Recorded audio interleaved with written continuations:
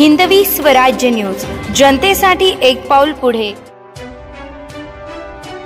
महापरिनिर्वाण दिनानिमित्त महामानवाला दादर येथील चैत्यभूमीला अभिवादन करण्यासाठी जात असलेल्या तरुणावर हल्ला। तरुणाला डोक्याला इजा झाल्यानं रक्तबंबाळ। राज्यराणी सेवाग्राम एक्सप्रेस दोन्ही गाड्या खेरवाडी स्थानकात खोळंबल्या। भारतातूनच नाही तर संपूर्ण जगभरातून डॉक्टर बाबासाहेब आंबेडकर यांना दादर येथील चैत्यभूमी या ठिकाणी 6 डिसेंबर रोजी अभिवादन करण्यासाठी लाखोंच्या संख्येनं आंबेडकर अनुयायी येत असतात। यातच मराठवाडा भागातील काही तरुण राज्यराणी एक्सप्रेसनं डॉक्टर बाबासाहेब आंबेडकर यांच्या दर्शनासाठी जात असताना नाशिक जिल्ह्यातील निफाड तालुक्यातील खेरवाडी दरम्यान काही चोरट्यांनी या आंबेडकर अनुयायी तरुणांवर दमदाटी करत त्यांच्याकडे पैसे मागितले। त्यांनी विरोध केला असता चोरट्यांनी धारदार शस्त्रानं हल्ला चढवून तरुणाच्या डोक्याला जबर दुखापत केली।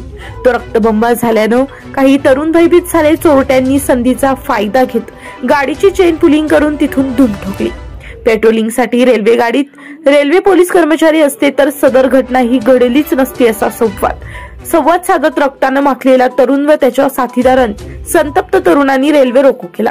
फरार आरोपींना लवकरात लवकर अटक करा, नाही तर गाडी पुढे जाऊ देणार नाही असा थेट संवाद रेल्वे पोलीस अधिकाऱ्यांशी बोलताना केला।